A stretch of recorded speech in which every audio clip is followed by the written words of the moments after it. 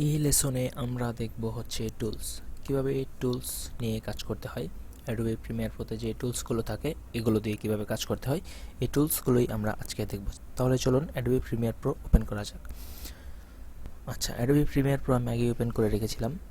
এখন আমরা আবার নতুন একটি সিকোয়েন্স নিয়ে কাজ করব। তাহলে চলুন আমাদের মিডিয়াগুলো ইম্পোর্ট করা যাক। ডাবল ক্লিক করছি, এখান থেকে রেপ্টো কমার্শিয়াল আবার নিয়ে আসছি, রেড বাটন ক্লিক করলাম, নিউ সিকোয়েন্স ফ্রম ক্লিপ। আচ্ছা, নতুন করে সিকোয়েন্স ক্রিয়েট করার কারণ এটাই ছিল যে আপনারা তাহলে এতে বুঝতে পারলেন যে আমি কিভাবে অ্যাডোবি প্রিমিয়ার প্রো ওপেন করে ফুটেজ ইম্পোর্ট করি এবং সিকোয়েন্স নিয়ে কাজ শুরু করি। তো এটিই ছিল একদম সহজে আমি যেভাবে শুরু করি। আচ্ছা, যাই হোক, তো আমরা কাজে যাব। এখানে দেখতে পাচ্ছেন যে কিছু টুলস আছে। এটি হলো অ্যাডোবি প্রিমিয়ার প্রোতে যে টুলসগুলো থাকে, এখানে এই প্যানেলে এই টুলসগুলো থাকে।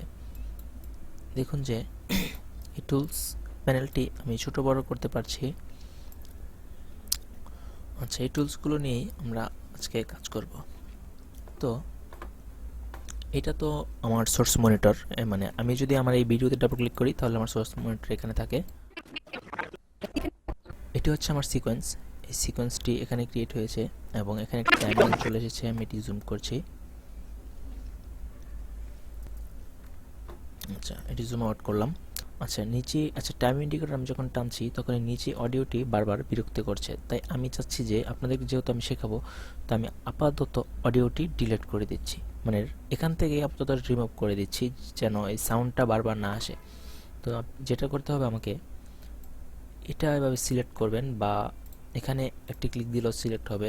এই পাশে দেখুন যে সিলেকশন টুল সিলেক্ট করা আছে। তো এই সিলেকশন টুল সিলেক্ট করা থাকা অবস্থায় আমি যেখানে ক্লিক দেব সেখানেই সিলেক্ট হবে। তো আমি এখানে ক্লিক করছি, তো সিলেক্ট হচ্ছে। আর আমার হচ্ছে এই ভিডিওটি এবং অডিওটি লিঙ্ক করা, সেজন্য আমি একটিতে, যে কোনো একটিতে ক্লিক করলেই আমার দুইটি একসাথে সিলেক্ট হচ্ছে। আমি যেটি করব, দুইটাকে আনলিঙ্ক করব। কীভাবে সেটি, রাইট বাটন ক্লিক করব, এখানে দেখুন আনলিঙ্কে ক্লিক করব, আনলিঙ্ক হয়ে গেল। এখন আমি একটা সিলেক্ট করলে একটা সিলেক্ট হচ্ছে। আমি আপাতত নিচের যে অডিওটি, অডিও লেয়ারে একটি ক্লিক করব, রাইট বাটন ক্লিক করব, ক্লিয়ার দিলেও হবে বা কিবোর্ড থেকে ডিলেট প্রেস করলেও হবে। তো আমি এটা সিলেক্ট করব, কিবোর্ড থেকে ডিলেট চলে গেল।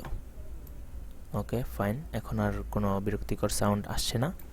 ধরুন এখানে একটি না দুইটি ফুটেজ, আরেকটি নিয়ে আসছি। হতে পারে ড্রামা, হতে পারে একটি ইমেজ। আচ্ছা, আমি এটিকে ধরে এখানে নিয়ে আসলাম,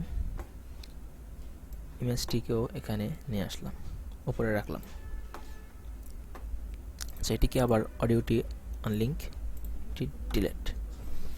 আচ্ছা, সিলেকশন টুল দিয়ে এতক্ষণ কাজ করছি দেখলেন, তবু আমি দেখাচ্ছি একবার। এটিকে জুম আউট করলাম, কিবোর্ডের জুম আউট করলাম, কিবোর্ডের অল্টার বাটন প্রেস করে তারপর হুইলটি ঘোরালাম, বা এখান থেকেও করতে পারেন।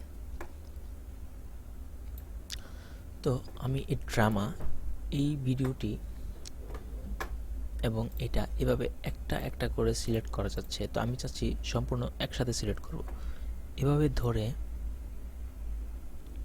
ট্র্যাক করবেন, এই তিনটি ফুটেজই সিলেক্ট হয়েছে দেখুন, এই সবগুলো সিলেক্ট। তো এই সিলেকশন টুলের কাজ এটাই। এটা ডিলিট করে দিলাম, এটা ডিলিট।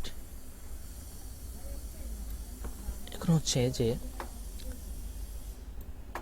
সিলেকশন টুল দিয়ে আরও যেই কাজটি করা যায়, আমি যদি মাউস পয়েন্টারটি ভিডিওটির আউট পয়েন্টে নিয়ে যাই লাস্ট মাথায়, দেখুন যে এটি চেঞ্জ হয়ে একটি আইকন দেখা যাচ্ছে। এর মানে হচ্ছে যে আমি যদি এখন ড্র্যাগ করে মাউসে ক্লিক করে যদি এদিকে নিয়ে আসি, ভিডিওটি কেটে কেটে কেটে কেটে এই দিকে ছোট হয়ে গেল। মানে এই ভিডিওটি আমি চাইলে এখান থেকে আমার যে এই সোর্স যে মনিটর, এখান থেকে আমি এভাবে প্রথমে গিয়ে ইন পয়েন্ট, তারপর হচ্ছে আপনার মার্ক ইন মার্ক আউট দিয়ে এই ফুটেজটিকে এভাবে ধরে শুধু ভিডিও ট্র্যাক করে নিয়ে আসতে পারতাম। কিন্তু আমি এই কাজটি সেম ওয়েতে এখানে সম্পূর্ণ থাকার পরেও আমি ছোট করতে পেরেছি। এটা হচ্ছে সিলেকশন টুল দিয়ে এভাবে। আবার চাইলে আপনি বের করতে পারবেন এটাকে, যতটুকু ছিল সামনে থেকেও কেটে ছোট করতে পারবেন। এই হলো সিলেকশন টুলের কাজ। পরবর্তী লেসন দেখতে সঙ্গে থাকুন। ধন্যবাদ।